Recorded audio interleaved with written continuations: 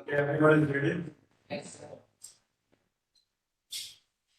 Welcome.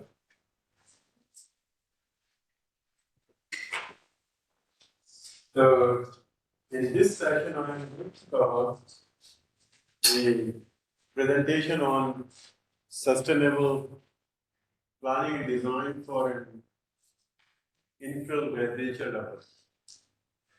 So far, we talked about what is the design, including water management, and also the application of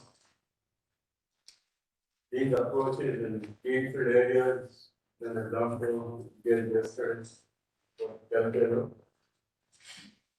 So, and then I this morning talked about case study from Canberra, where they were looking for how we can reduce freshwater resources by 25% by implementing water system design and integrated water management approaches. And based on that, they implemented modified the planning practices and started subsidy program for rainwater. In this session, what I'm going to cover is when we are looking the development in infill areas basically I think there should be a definition, or we discussed that definition before. So before I go something else, I will just go through briefly this definition.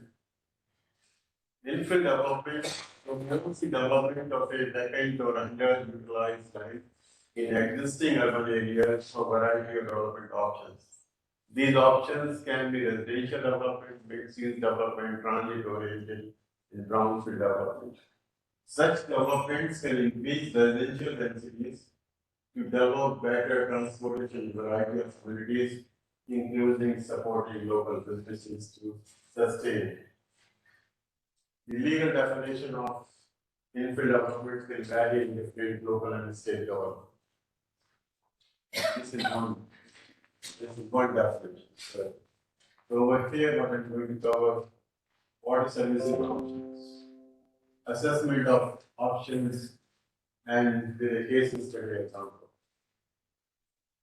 So this is just providing you some ideas, some thinking. Not necessarily that these type of developments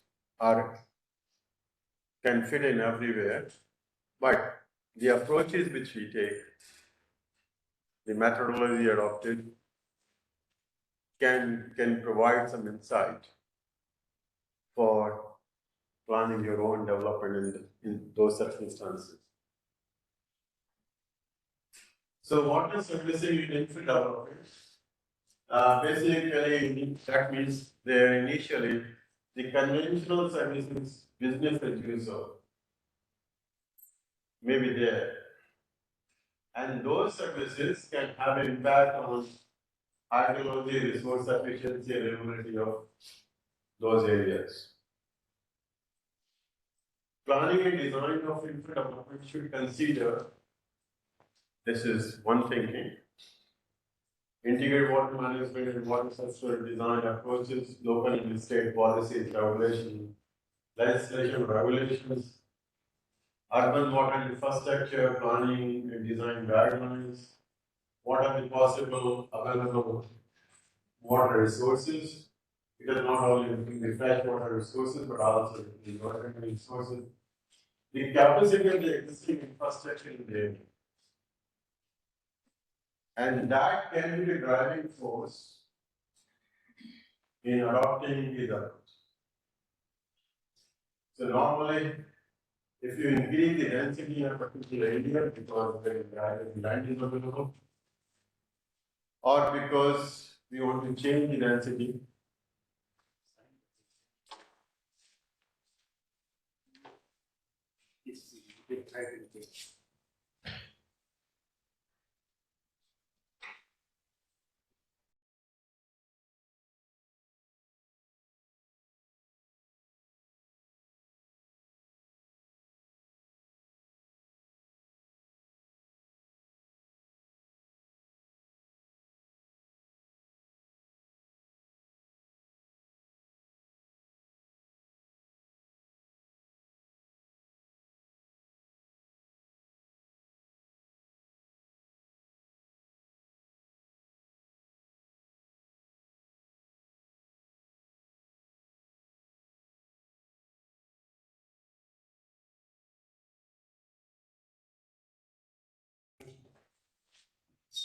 Uh, so I was talking about our existing infrastructure, capacity of existing infrastructure can be the driving force in looking water development because we may not be able to meet the increase in water demand or to dispose of the wastewater or the stormwater. And if you want to do that through the conventional approaches, we may have to either duplicate, put a parallel system, or we have to replace the existing in the new system. And that can be quite expensive. So this example considered that aspect in designing the water supply, wastewater systems in that area. Options to minimize existing infrastructure capacity expansion, which is related to the understanding the existing infrastructure capacity. And then developing the green spaces for community well-being and water system design elements as a part of the urban water system plan.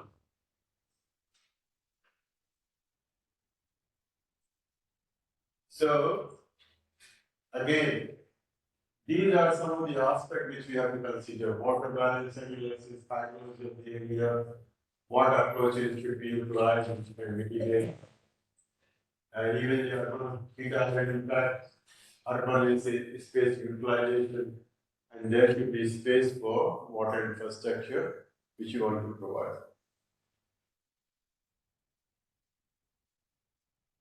Before coming to this slide, I think I will show you. This is an area in Melbourne, and you can see within the circle, there were a number of backend tanks available within 2 kilometers area. And the water utility was interested in that this area is going to be developed in future. It was a Bristol Activity Center, very close to the railway station. And they realized that in the future there will be nearly 15 high-rise buildings. And within an area of 2 kilometers, and that is going to have impact on the existing infrastructure and how they are going to provide services to those areas. So there were 20 high-rise buildings of 10-story each.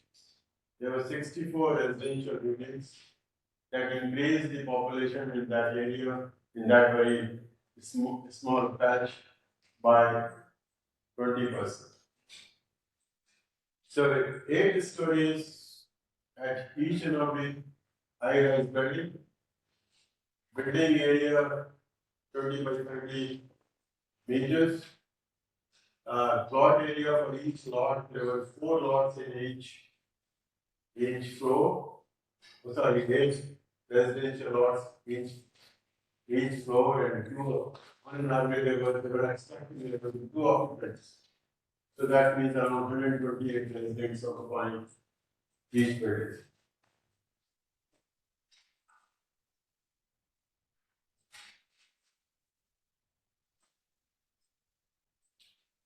So this this was some sort of a footprint where those 20 iron trains are going to be placed for planning purposes. When we say planning purposes, initial planning, which normally the conceptual planning for utility to understand what they have to do and how they are going to meet the requirements. So we organized a stakeholder group, mainly from the utility and the local councils, and then we talked about different options. So there were three options which were considered. One is the base case, means if they have to provide services through the conventional approaches, where they have to expand their infrastructure. So they are bringing water from the treatment plant. There will be additional wastewater flow. There will be changes in this stormwater. And then they have base cases that for the comparison point of view, that okay, if they have to provide services through the conventional means, how and where they have to work on their infrastructure. So in that case, basically the water supply articulated and then user adopting recommendations from white paper utilizing demand management regulations. So basically at that time, they were providing water per capita per day using the white paper which was coming from the state, so that the utility should plan their water supply using so many liters per day per person. But they also looked at, okay, can we have, the second option was reticulated centralized system but with smaller pipes and base case. So for base case design, the local agency, which is called Water Services Association Australia, they have their guidelines for designing of water and wastewater services. And the minimum size that has to be provided, that is 100 milliliters. But utility indicated to us, look, try to calculate the size of the infrastructure based on the water requirement rather than just adopting minimum 100 millimeter pipes. See what will be the cost associated if you design according to the flow requirement. So in that case, we used highest demand management option and also looked for waterless urinals, recycled water for toilet and garden. In each block, there was a very limited area for water because the area left after putting a highway and keeping this setback distances and all those things, there are limited area for each block for water, garden water. And what we looked at treatment plant within each and every building, and if required, discharge to the centralized sewer system, but smaller pipe than this. So in case the proposal was we will have a treatment plant in each and every building we recycle it, but in case the treatment plant is not operating because of certain reasons from the safety point of view, that can be discharged into the existing network. The disposal to centralized system is required. Otherwise, Karen Down was the area where there is a treatment plant. Most of the wastewater is going there. It's transported through the sewer collection network and associated pumping where required through the existing infrastructure which is available. So basically it was a localized treatment of wastewater recycling back to homes for toilet water, toilet flushing. The third option which we looked was that okay, rather than putting individual treatment plant, can we have one treatment plant for all the 20 hydrocarbons? And then rather than collecting wastewater from individual houses that can go into the centralized network, and we can have sewer mining. Have you heard about term sewer mining?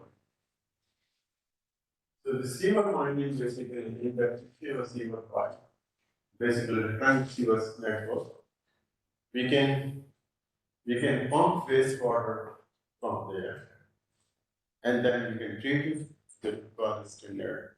Okay, so tapping the wastewater from the existing sewer network. Basically, it's like mining, normally, we heard about mining, coal mining, and all those mining business.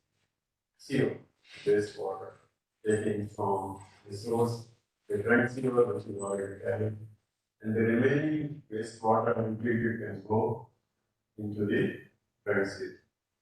So these are some of the options they asked us to read. And in this case, there are again adopted recommendations from white paper utilizing demand management options. Again, similar to option B, reticulated centralized system, but with the smaller pipes, treated wastewater returning to the current pipe sewer, mining if required for toilet and toilet. So we developed some sort of a conceptual guidance. So this is option A, conventional system. You can see the water line, the sewer line, and the water is pumped because it is high-rise building. We are pumping. We are not showing the whole infrastructure. It is just an indicative, okay, line diagram. Then on each and every floor, there is a water going to those 4 units, and similarly, the wastewater is collected and discharged to the sewer. So that was the conventional approach. But what with the help of community or sorry, the utility, we look the infrastructure around that area to understand the capacity of the carrying capacity of the wastewater network. And also whether it can provide the water system network can provide additional discharges. The flow that is required to meet the demand for those 20 minutes. And where they have to upgrade and how much is the cost associated with that.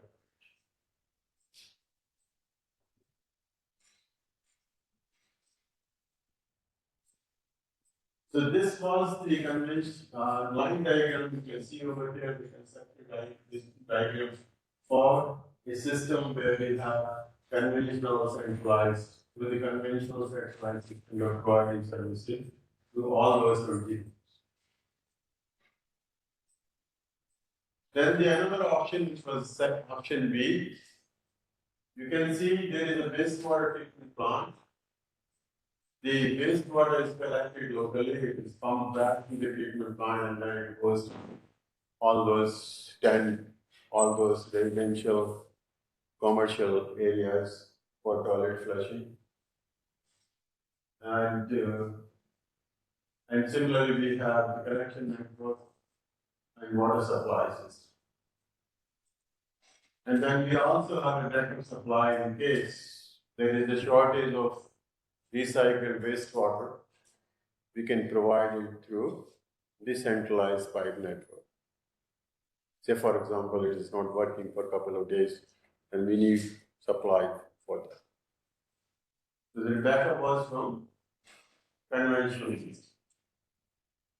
The third system, which you can see over here, that in the existing sewer network, we extracted wastewater and put a treatment plant, and then we are supplying that to all those houses. So these were the three options we considered from water balance point of view, and also looking the cost aspect, and also looking in whether we have to, how much infrastructure we have to change. And what we did, we just developed a framework which is very simple to what we have discussed already. Scenario modeling, conceptual design, looking life cycle costing, life cycle assessment, and multi-criteria assessment. This is the generalized sustainability flow diagram, which can be modified based on your requirement. And it is similar to what we have discussed in first and second day. This is just for your information. You can go through a little bit more in detail. And basically, we are looking what will be our objectives first. Then, what are our criteria and how we are going to assess those criteria? What are the measures that has to be there? So these analysis which we talked about, the water balance analysis, the economic balance analysis, the life cycle costing, the life cycle assessment, these analysis methods, the methods will generate some data for you to put them in what the criteria tool and then analyze them, and then you can rank the options to some extent for providing information so that the decision makers can decide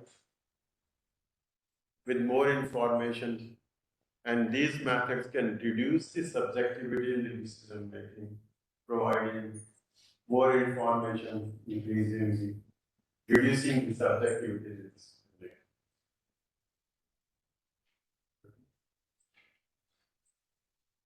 So based on those methods, the first thing what we did, we looked the basically we decided that how much water is used where, how many persons, how much the commercial demand, because there were two stories. First two were commercial and the remaining residential. How much education, bathroom, laundry, washing machines, toilet, outdoor demand. So we estimated the total liter, how many liters per person per day demand. And for highest demand management, in the conventional light vapor, it was 99 liters per person per day. We adopted the highest demand management, it reduced to 75 liters per person per day. There is a reduction in some of the supplies. So again, we used the tool which I talked about, and based on, I think we used 9 to 10 years data, and please don't go to those numbers because it's just an indication about the application of this screenshot. And all those three scenarios, we analyzed them for water balance using the software. And what we got, that how much is the piped water supply in all the options, how much is the wastewater, which is being generated in stormwater runoff, and reclaimed water used in different scenarios. So scenario one, which was using the conventional approaches, then you can see there was not much. There was no application uses of recycled, reclaimed wastewater. So this way we calculated one set of information for our multi-criteria assessment or providing information to the decision makers, the utility. So the second part was that how much contaminant we are discharging into the environment because of this stuff.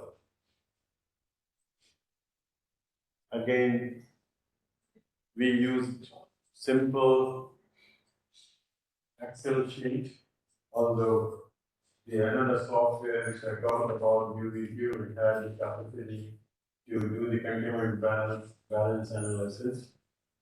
And we focused mainly on three parameters, which were suspended solids, total nitrogen, total phosphorus, but there can be other parameters which may be critical or important for your analysis. So we estimated the total load under these three options. So in UVQ, what you can do is very easily that you can define. One thing you have to find out is the raw water, wastewater, or stormwater quality parameters.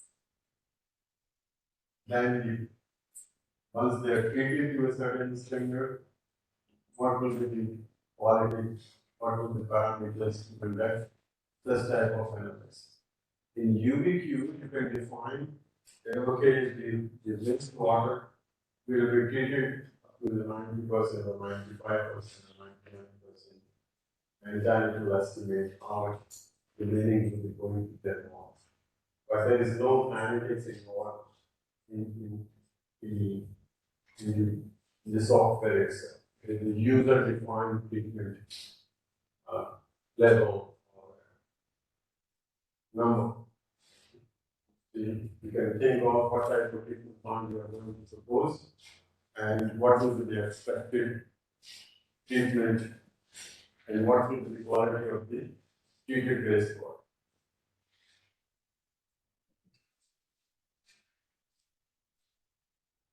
So then we do the conceptual design of each and every system.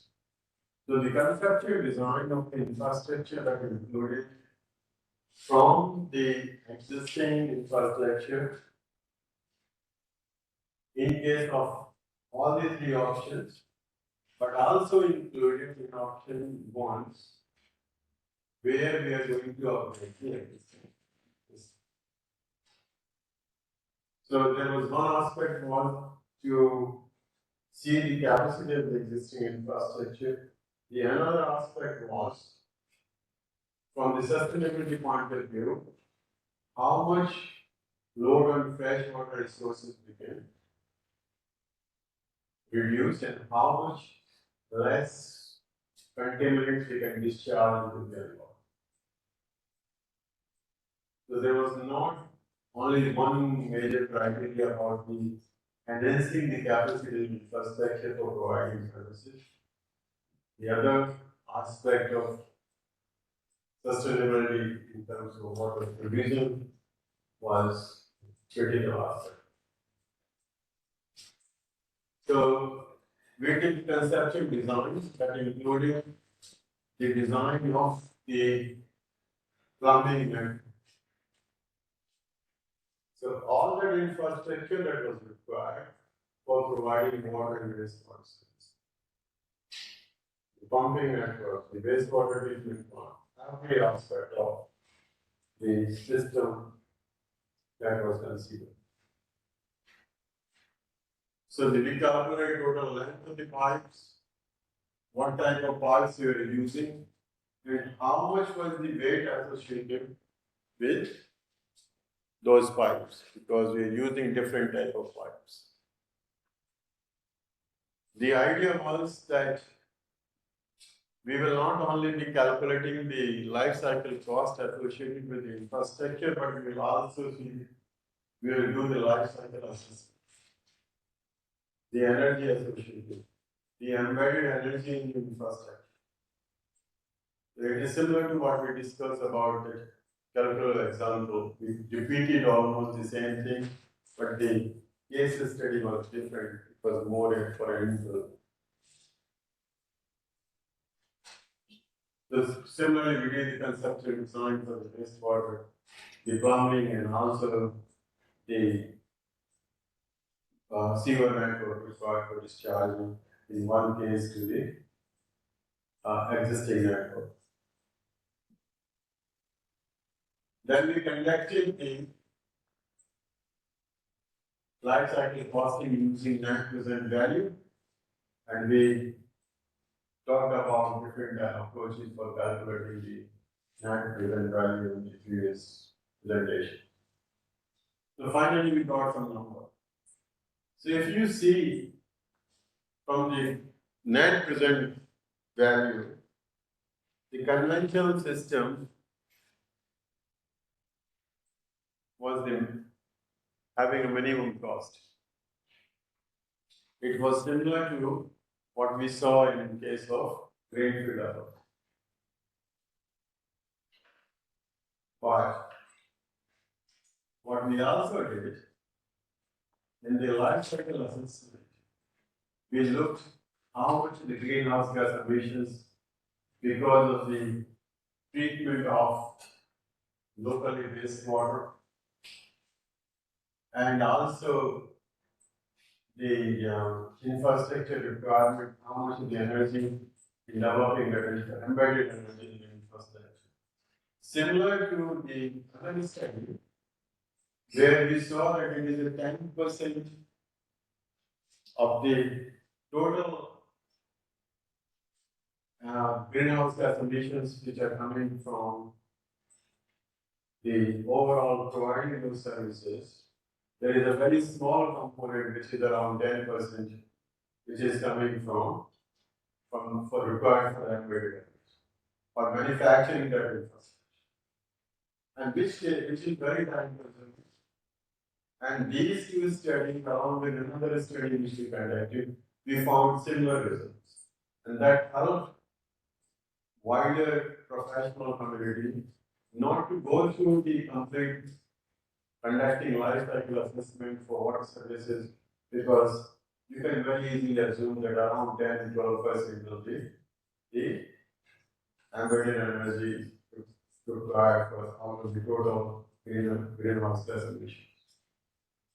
So that was one that supplemented on supported the previous assessment which we did.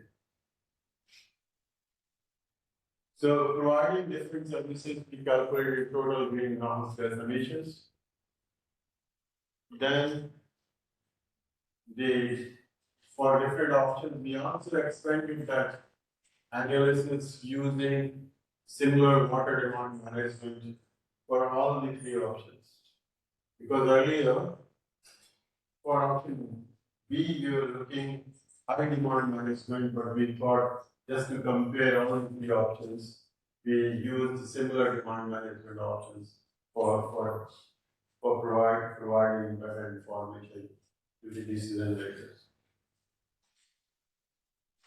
So then look for how much of the greenhouse gas emissions, the eutrophication and solid waste generated over that time.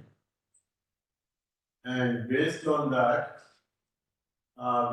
we put that all that value into the multi-grade area assessment to get the best option, or we provided that information to the decision makers rather than coming to the one particular conclusion based on that. We provided all that information, and then we left. It is very easy to put all those values in a multi-grade area assessment software by adopting respective weights, and then you can very easily find out the ranking of those systems. But putting a weightage until the community is involved, until all these stakeholders are involved, the decision about the weighting can be quite subjective. So what we did, we provided them all that information. Under all the three options, this is what we are getting. And stakeholders presentation for getting the various parameters. We left this part for them to finalize. But we also did one slide is missing over here, which I thought of today, that based on these cost of the preventing the generation of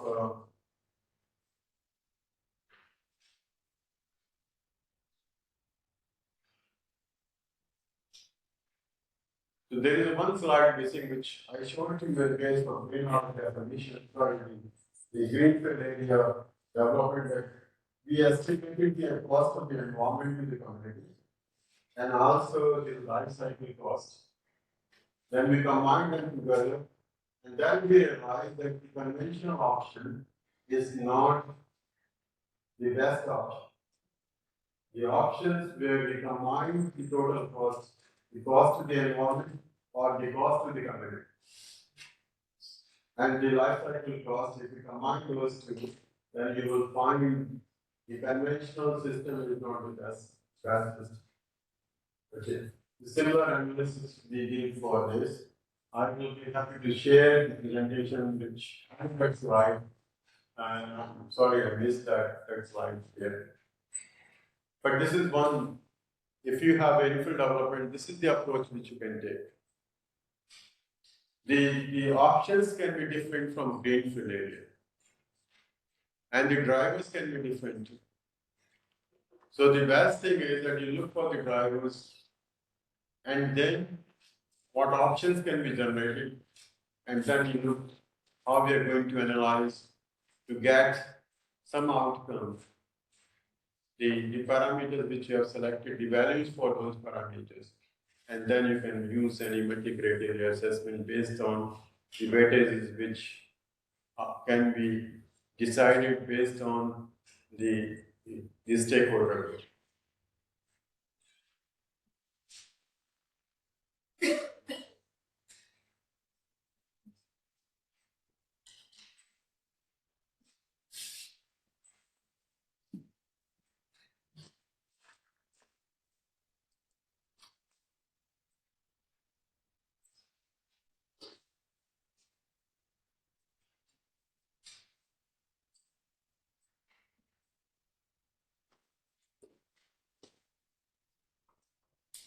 So the water demand management and reclaimed water use are very effective means for reducing cost on freshwater resources, reducing loads on freshwater resources. The contaminant loads to receiving environment are proportional to the waste stream discharge. If you can reduce the waste stream going into the receiving environment, that can reduce the. But also the another factor is the treatment aspect of it. Up to what extent we are treating the waste stream before the discharge into the receiving environment. But most of the states or they have licenses for discharging the waste into the natural environment. We have to follow those guidelines, restrictions, licensing conditions. In case of infill development, the estimation of upsizing of existing infrastructure requires detailed analysis and modeling. The extent to which you have to conduct that modeling will depend upon the configuration of the existing infrastructure, the source, and also the disposal point for the wastewater. So this is a significant amount of work that will need the application of the modeling tools. But in most of the cases, utilities have their existing models, which they can run, and they can work very closely with the consultants or the organizations which are helping them, and they can you can work with them and they identify very easily, rather than developing a new model where the upsizing of the existing infrastructure is made. In case of the infill development, the estimation of upsizing will be discussed now. The life cycle cost of water and wastewater services with conventional approach was found to be the lowest. As we just saw, it was 9 point something, and in other two cases it was 10 point some billion dollars.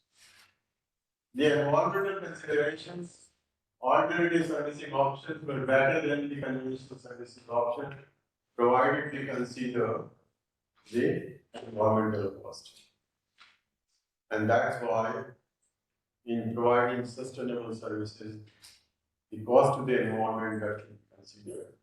If we should not only go with the minimum cost, but consider the cost associated with the environment, and then you decide which option will be suitable or most appropriate. To achieve the most environmentally sustainable results require an additional life cycle cost investment of 9% in this case. As you can see with the cost,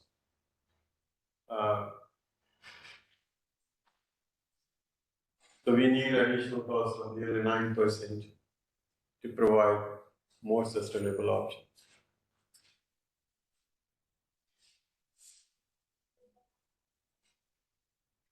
Any comment, any suggestions? We have another expert in the room today. Professor Seleklo. He was kind enough to come for this, to be part of our discussion. Maybe he would like to share some of the comments. So if you can see that comparison, can we just go back 2 slides? We have the Cost of next one. Next one. Next. Next. Yes. One hour. Wonderful. Later. Where you have the weight coming. Wait, okay, wait, you're talking about the weight. Impact of gravity, no, this is not the one. Let me have. Yes, yes. So here, if you see the 3 options, I'm looking at the material weight on the building. It is. I'm really a layman on this. Just asking that the weight of option A is I think 379. This is not the slide I'm looking at. I'm still later.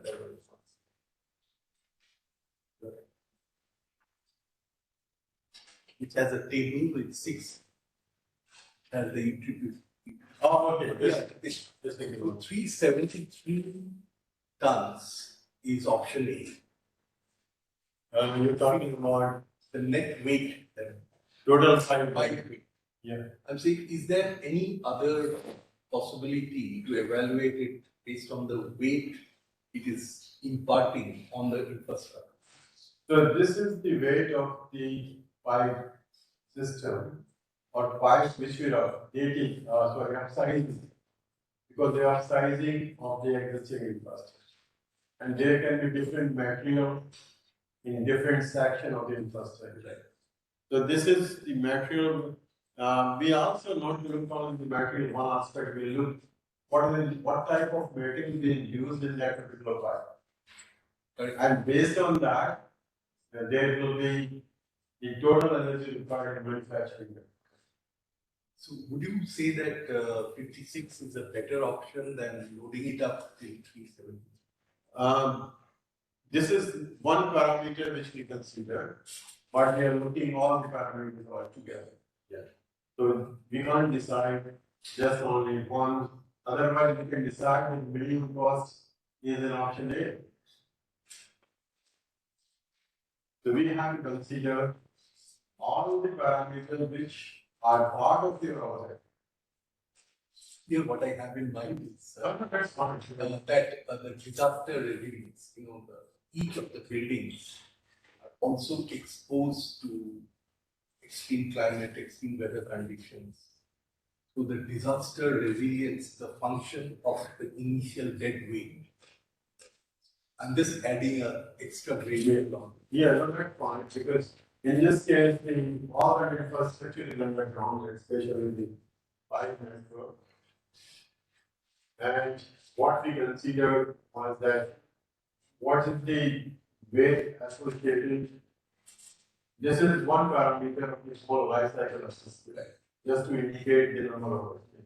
Otherwise, you are looking at the PVC pipe, the UPVC, the glass packaging pipe, because the larger pipe diameters are mostly outside and pipe is not PVC. So that's why the weight has gone too high. Okay. So upsizing, say for example, they have 350 millimeter pipe weight. At this stage that they have to go to 450. They have to take that pipe out, or they have to put a parallel pipe. So it depends upon whether the land is available to put another pipe or not. There are so many constraints that you have to consider. Or it will be better to just take out the whole pipe and put a new pipe. And the life of the existing pipe will also matter. You think that we have to need for replace this pipe in the next 10 years, 15 years, why don't we replace it now? So there are a number of variables which you have to consider in designing your infrastructure replacement. And all that will be very site specific, condition specific, requirement specific. From financial point of view, that is another aspect, whether okay, we don't have any funds, we will think about it in the next 15 years time. Let's put another level of to that. Or maybe if you just like to increase the pumping over there, to increase the capital infrastructure. There can be a number of ways to handle the same problem. Okay, so these type of exercises or presentations are just to give you some idea. Little bit adding to the knowledge to some extent. But these are not the perfect solutions and what can't be applied everywhere. But that gives you some exposure to think a little bit more what else can be. Okay.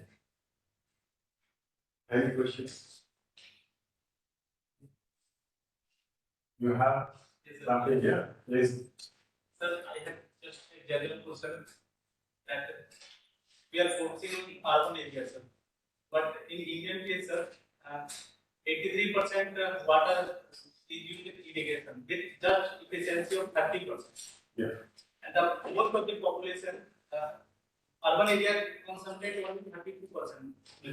Then why we are thinking about the urban water management, not just integrated water management, including the rural aspects. Can we do like that? And if it is possible, think like that, then what Australia is doing in this aspect, sir. So that we can adapt in India.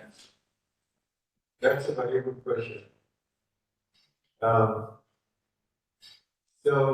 if you're looking at our project, one aspect providing whether the similar level of services in rural and urban, and whether you are equally distributing the resources between the urban water supply systems and also the irrigation system.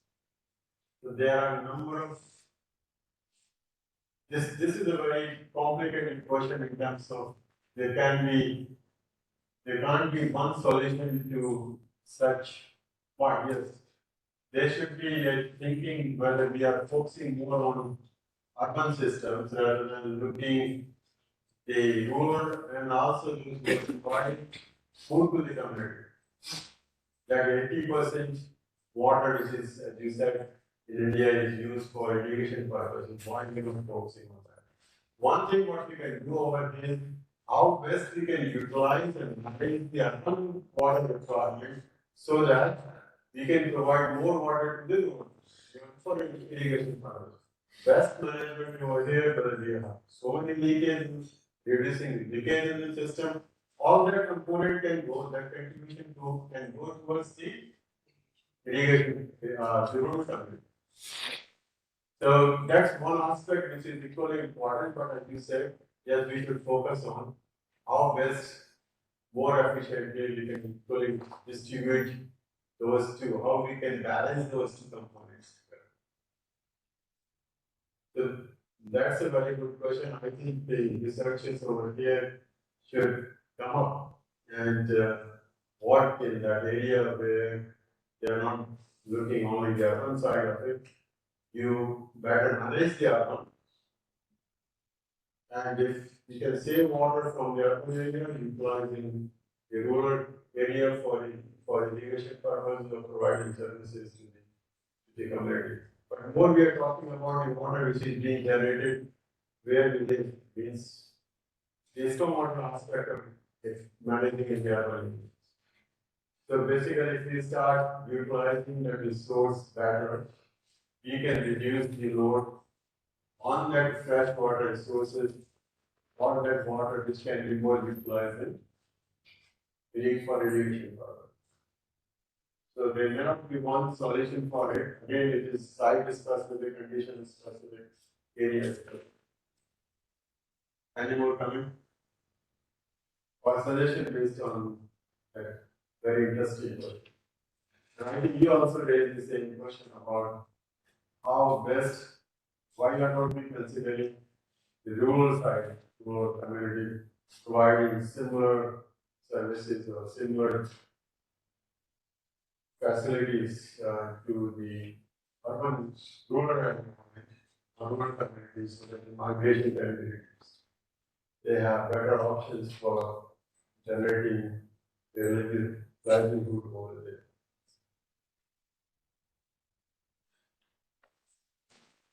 So do you have any suggestions? Do you have any answer to your question yourself? You want to sit on it? This is very close to my, you know that. Yeah. But I listen to it. Okay. So you feel free, you can contribute to your idea, to an open discussion over here for another 5-7 minutes. Come over here. Okay. Schemes like provision of carbon amenities in rural areas to stop migration so that people, just limited schemes are there. This is a policy aspect where we need to focus on how we can do that. What are the initiatives that has to be taken place?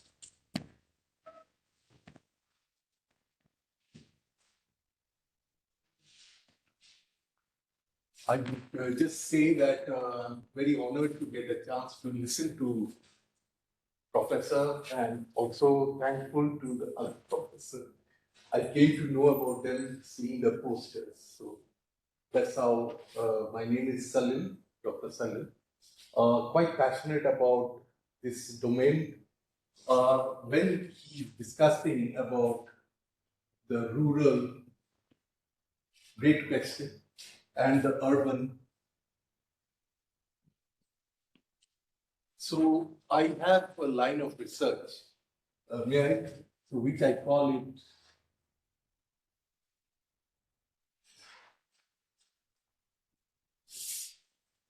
urbanization, so that you have a hub and spoke arrangement. City has to be at the hub.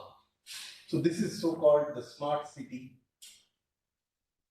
And then we have as spokes at the peri-urban spaces, the robust rurals, R1, R2, R3, and so.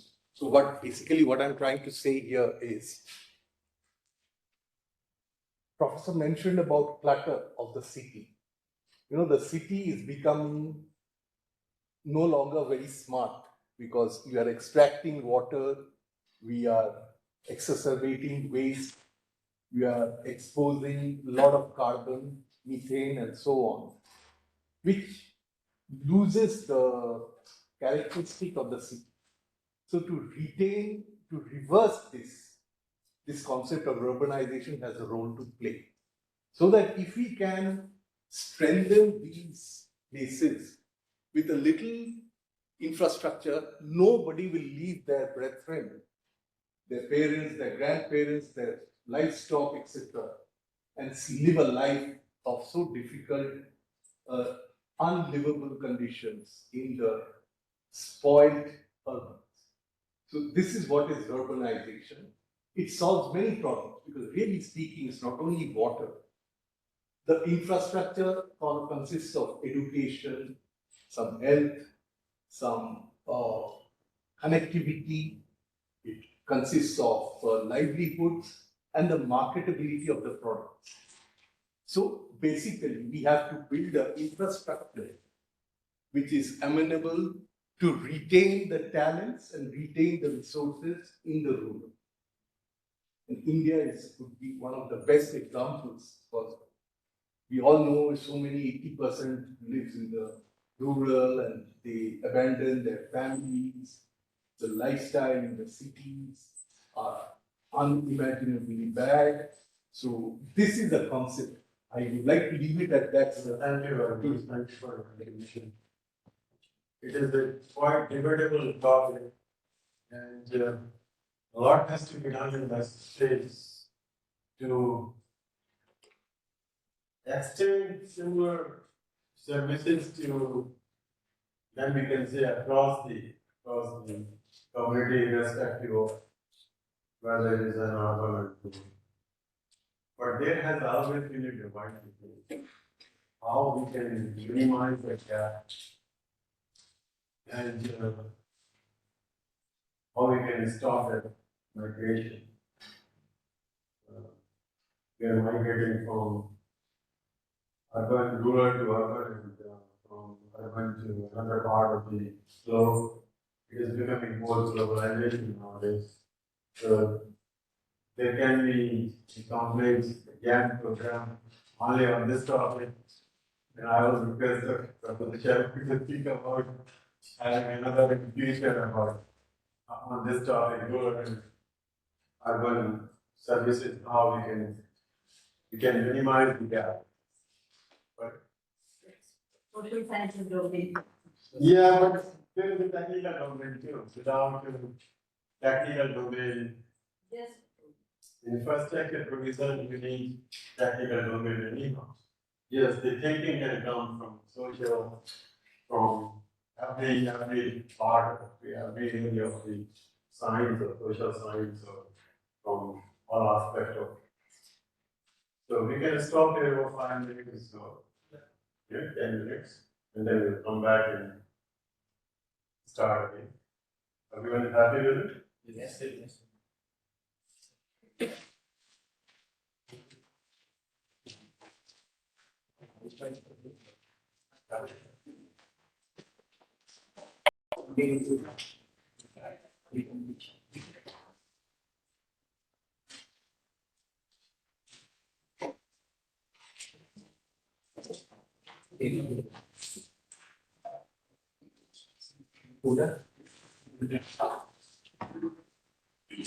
What about I show you 2 slides and then we'll have 5 minutes gap before we start. So I will finish one particular topic because these slides yesterday. And then we'll have 5 minutes after for you to provide your feedback. Will that be okay? So, Yeah, please.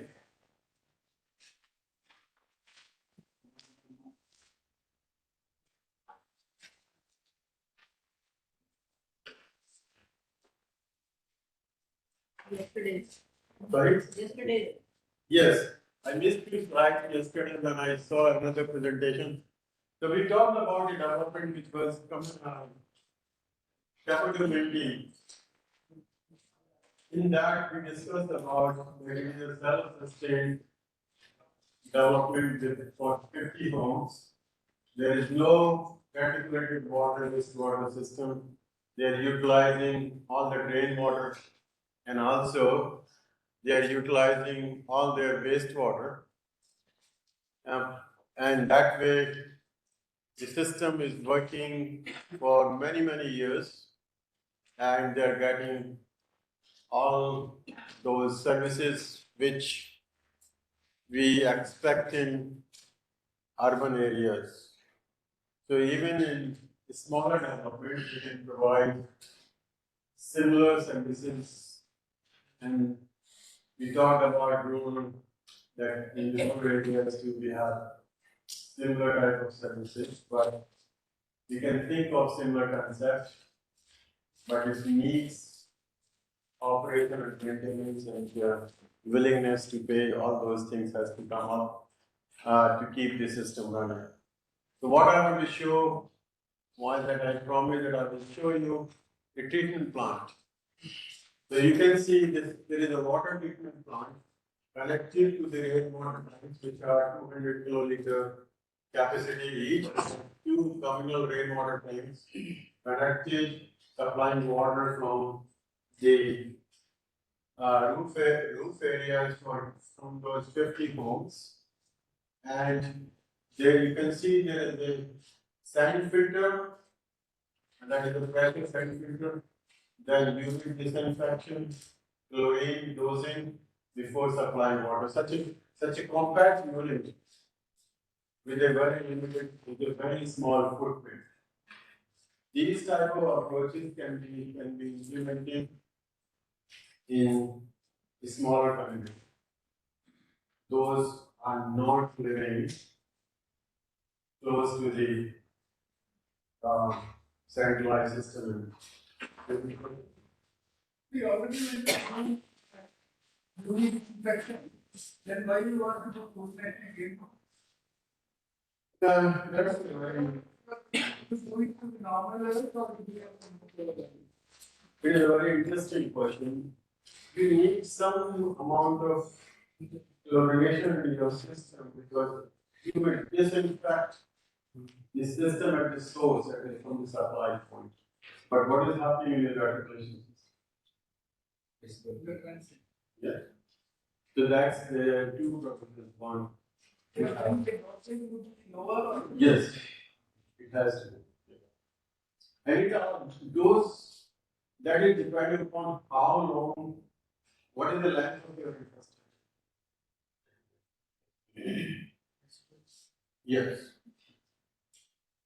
So that's why we have both UV disinfect, sterilization and chlorine dosing. But what I'm just showing is a very compact infrastructure of the system. These type of systems can be implemented to provide services in smaller communities. And similarly, the next diagram I should have something about decentralized wastewater treatment system. Again, a very compact unit. It has a submerged membrane bioreactor which can treat wastewater to a level which can be utilized for recycling back to home. Okay. Right. These services, you need some incoming sources to operate and manage. There is only one person on site who is taking care of these both treatment plants and also the overall maintenance of the residential area.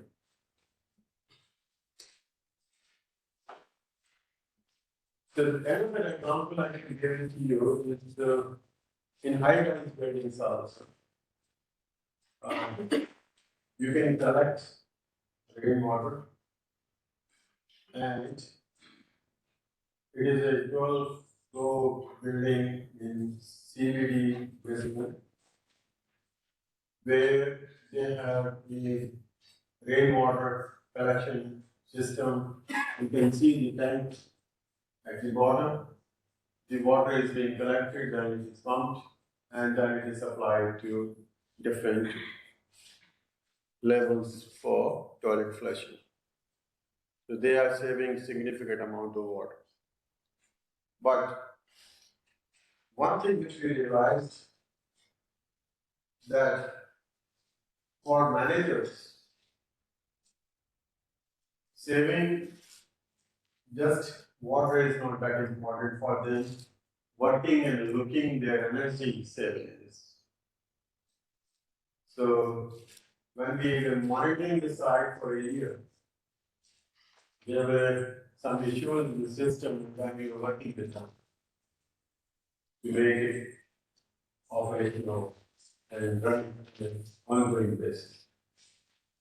But those who are managing or building for them, the priority was that if there is anything with the energy or any operational aspect within the building, they were putting their attention to those things on a priority basis, rather than thinking whether we are saving water by utilizing the system or not.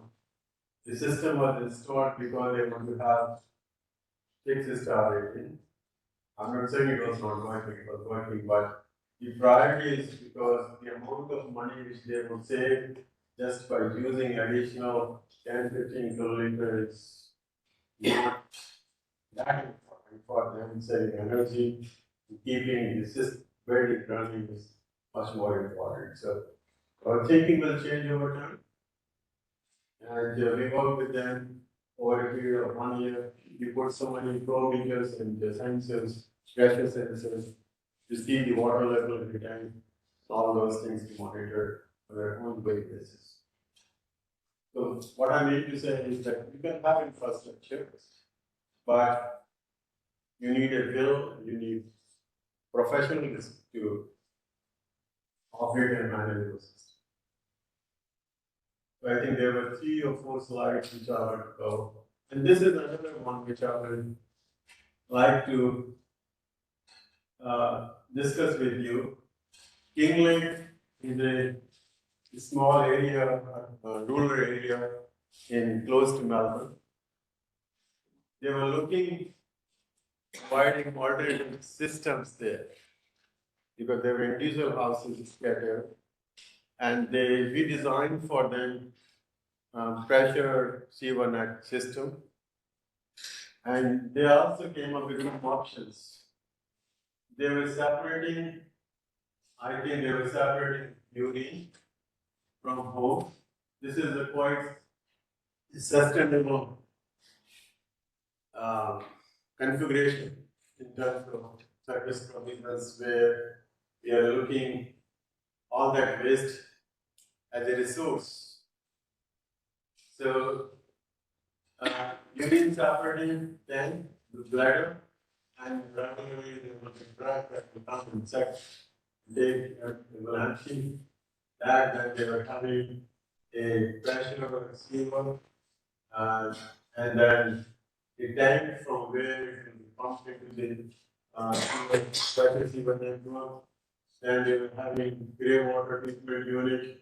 So they were looking, and that grey water after treatment was supplied for toilet flushing or garden water.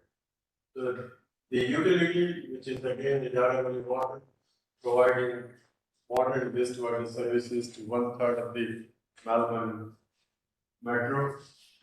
metropolitan area, I think roughly around 16 million or so population. So they have grey water system, urine separating toilet, urine storage, intercepting tank, and then pumping.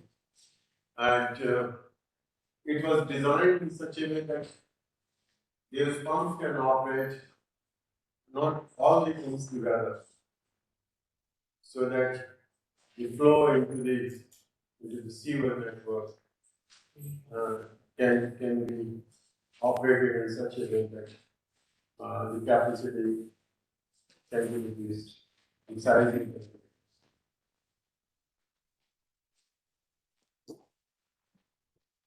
And this is another diagram showing sustainable water services, just for your information. You can see, you can have rainwater. It's similar to what we discussed scenario 4 in Greenfield site. But it will show a little bit better picture of it. We have rainwater tank coming, all the water coming into the rainwater tank, the overflow going into the stormwater network and it is being is supplying to kitchen, bathroom, laundry, toilet. And the toilet supply going to grey water treatment and then being be used for various purposes. Then we also have a septic tank. It is a little bit more better than what we talked about yesterday in scenario 4. And then there can be a number of different options which you can think of where for a smaller community, I will leave it at this point over here. These are the two sustainable water services type of decentralized systems. They use different amount of energy. So the membrane bioreactor is very energy hungry. And but the treatment from these type of wastewater systems is very high. And you can recycle that water for toilet flushing and toilet water. Okay, so I will go through one more presentation before we finish the presentation. So these were the some of the slides that I want to show you in continuation to what we discussed yesterday.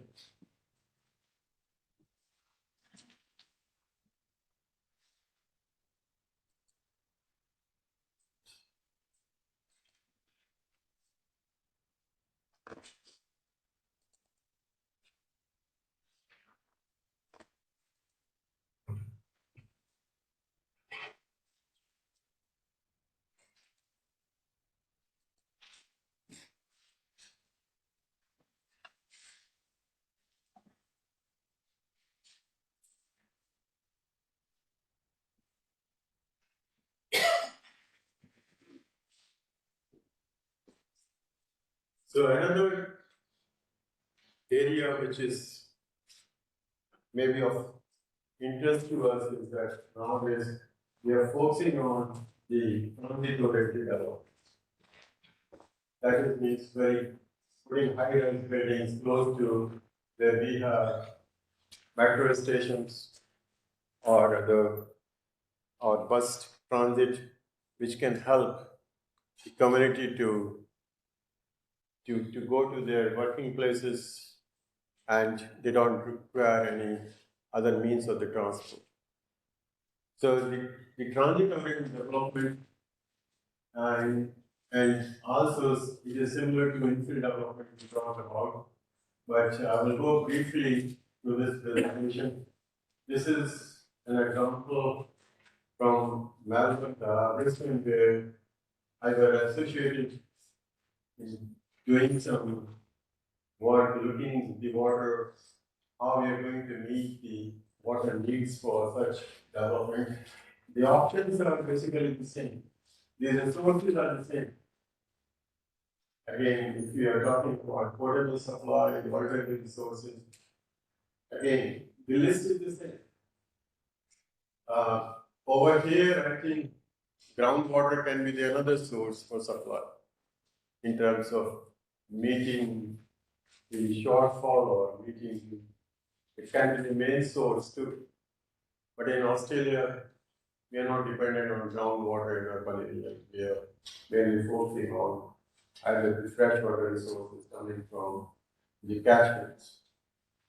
Because of most of the cities are close to the coastal area, where the salinity of the water is very, very high.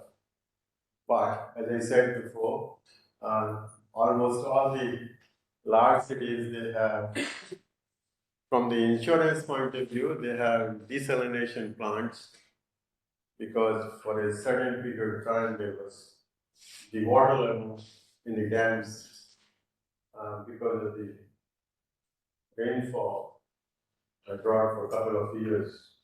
Then they start thinking about that they should have another source for regular supply and put desalination plants. They all are running, but we also have sufficient water at this moment, so they are running their minimum that is required.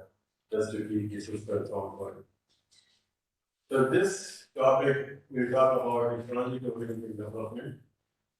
And what is transit-oriented development in urban planning is normally high-density mixed-use development centered around public transport. It maximizes residential, commercial, and recreational spaces within walking distance of public transport. We have an architectural student among us, and we have to work with the urban planners.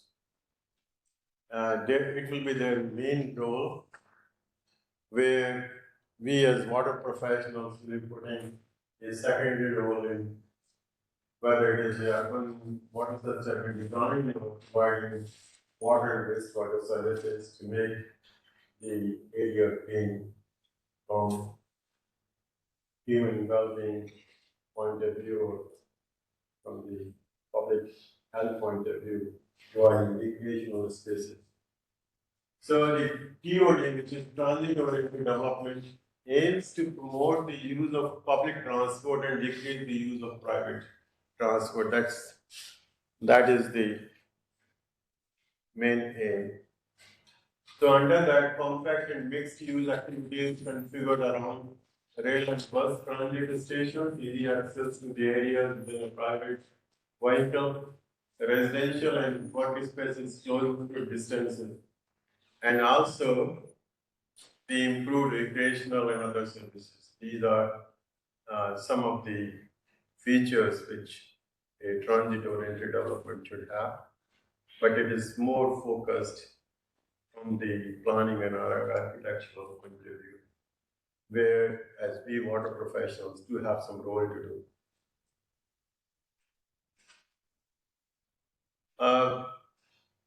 Little bit more description about TOD, transit-oriented development, defined in terms of land uses. I think this is a general term, and basically it is part of the definition which I talked about, but you can have more information about mixed use, predominantly residential development and all those things. There is another term which is coming up, green transit oriented development, which is similar to transit oriented development, but the green infrastructure, including incorporation of the green infrastructure and minimizing the energy, providing community gardens, increasing open spaces, using more solar energy and renewable energy. So basically, more focus on the green aspect, which is the green energy, renewable energy, and green infrastructure. So they have termed it as a green transit-oriented development, but this is, when we do some research, we try to put some new terminology associated with that. Green TOD using green infrastructure, as I said before, and the green infrastructure, basically we talked what is green infrastructure in our previous presentation. So water sustainable design, incorporation of water sustainable design part is basically the green infrastructure, which normally the town used and using.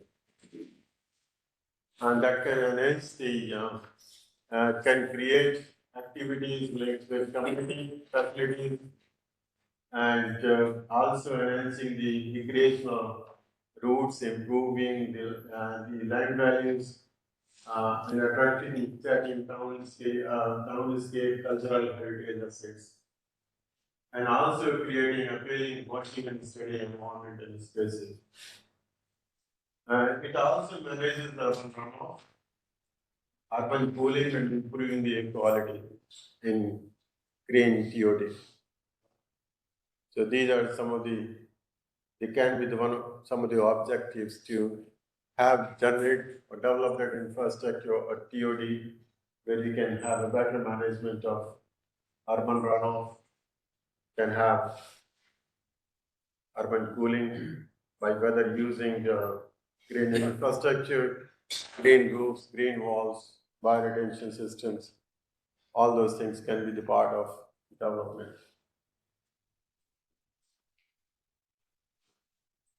The water management for a transit-oriented development, again, wherever we are generating stormwater, we try to utilize at the same location so that the transportation of that stormwater can be minimized, the cost associated with that transportation can be minimized. And also similarly, whether we can utilize the wastewater generated in the same area can be utilized locally. So the infrastructure can be minimized. The transportation system for water and wastewater can be minimized. And then the options for providing services are the same. So the key elements can be the integration of the groundwater, surface water runoff, including stormwater, drinking water, wastewater to protect water quality and environment, recreational and industrial values. So that is the management what is needed, so that the groundwater quality is not compromised because of the discharge of the wastewater or because of the stormwater quality that can deteriorate in that area because of the human activities. Increasing the storage, treatment and beneficial use of stormwater runoff at building and street scale, increasing the treatment and use of wastewater, using vegetation for treatment purposes, water efficient landscaping, enhancing the biodiversity, using water saving measures inside and outside the domestic commercial, demand management. We talked about water wise, I think yesterday or day before yesterday. So all those aspects has to be considered as far as the water part of it is concerned.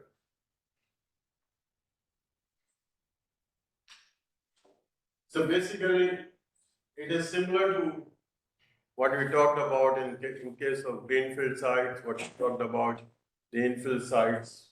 The options are similar as far as the water resources are concerned.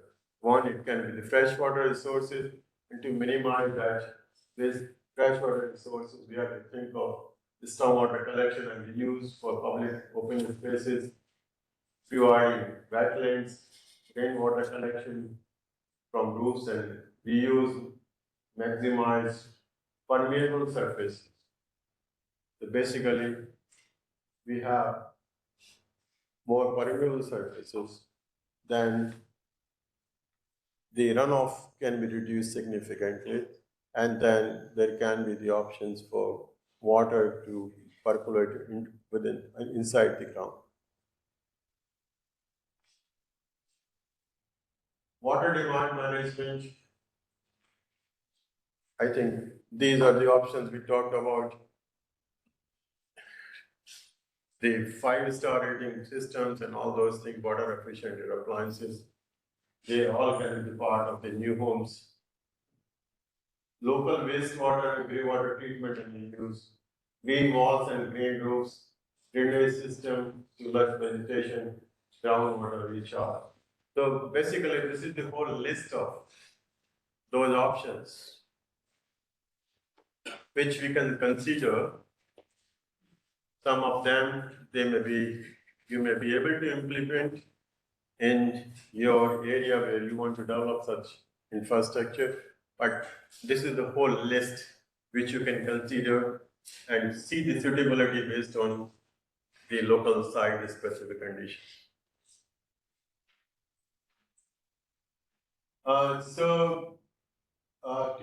To see those options, what we did, that the Queensland government, they asked us that, okay, there is an area of 314 hectares, and they want to put a population of 50,000. Then how are you going to plan to see the options? So it was a very initial, very basic study where they involved the Queensland Department of water and mines at that time. The first thing what we did was that we should have included some planners for city planners, but because it was a very basic and initial study, we did all that planning ourselves to fit in all that 50,000 population by dividing the area from taking into consideration some of the local planning rules. And the following premises were considered: a railway station, market plaza, 2 hospitals, 4 school, 40 hectare of parkland, a 20 hectare of wetland residential area, 487 hectare for high-rise residential development, and 27 hectare for commercial and industrial activities, road network of 40 hectare in consultation with the local stakeholder. Finally, we came up with very basic layout just to plan that how much water is needed, what are the other alternative sources which are available, and how we can, what is the requirement for water, and what are the alternative sources available.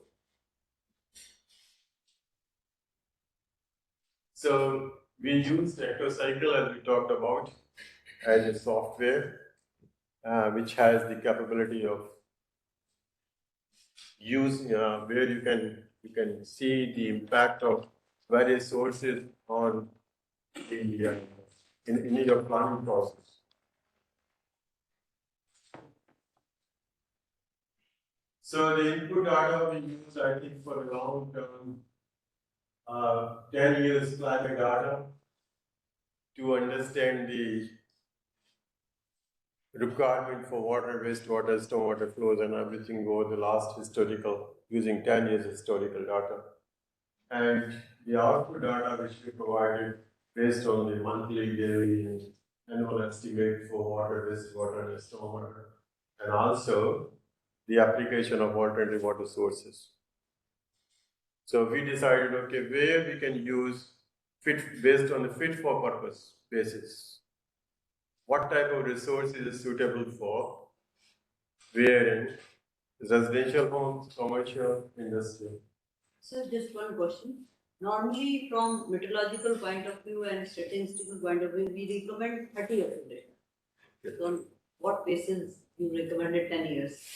Minimum, of course, 1 year, but 1 year you don't get any. It was 10 years data we used for this study. We just used without thinking much about from that aspect. We thought, okay, last 10 years, because it was a very basic initial study. We thought, okay, at this moment we can consider last 10 years historical data for this study. But whenever they will finally decide some other, because they want to just see that what will be the requirement in terms of water for these type of developments. So this, yes, historical data for a longer period, maybe there will be few years which will be critical in terms from the water climate point of view.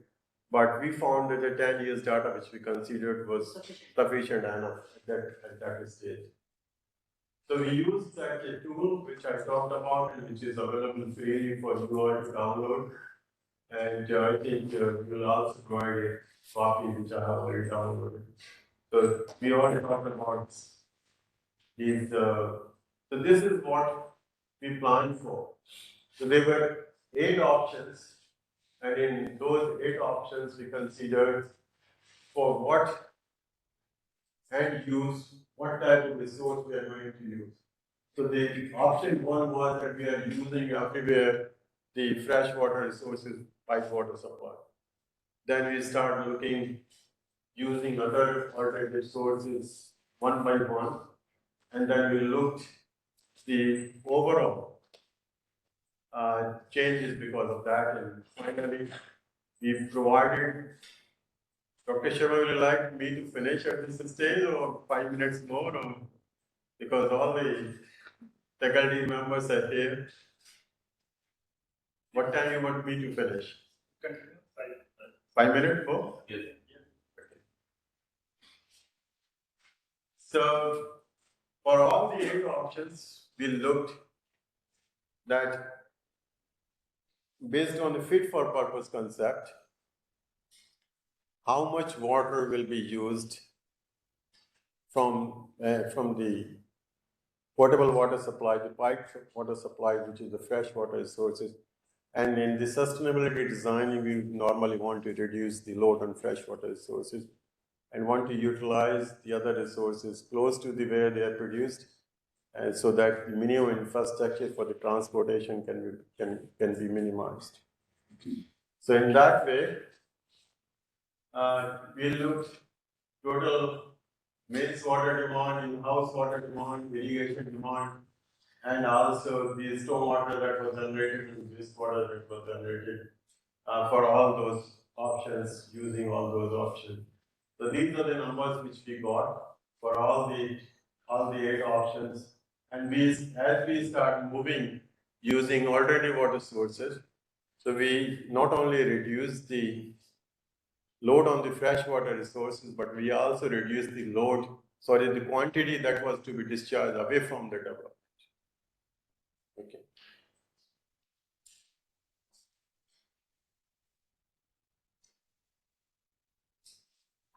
So the average saving in terms of the mains water, the application reduction of the flows, and you can see in different options you are getting different those savings based on where we are using the alternative water sources.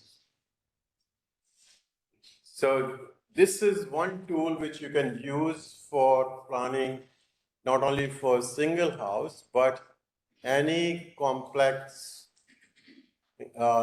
planning process or the configuration of residential, commercial, industrial development. You can have number of clusters for different densities, different type of systems, and based on plugging the alternative resources based on fit for purpose, you can find out in terms of the water changes, which can inform. And this is one aspect. The another aspect will be the treatment aspect of the water which you are using, the alternative sources you are using, the cost associated with that, the infrastructure associated with that. The analysis will be done on the same basis what we already have covered in the greenfield infrastructure case, greenfield development case. So this was just to show you about the water component of it, but you can extend that analysis for conducting the infrastructure conceptual design, the design of the treatment options, the design, and then costing. You can have the life cycle costing based on what we have discussed in the previous example. So I will stop basically at this point because some of the part we already have covered. So thank you very much for listening for last couple of days. And I will thank everyone over here for all the participants, those who worked with me in all the discussions over last couple of days. Thank you very much. And this is the end of my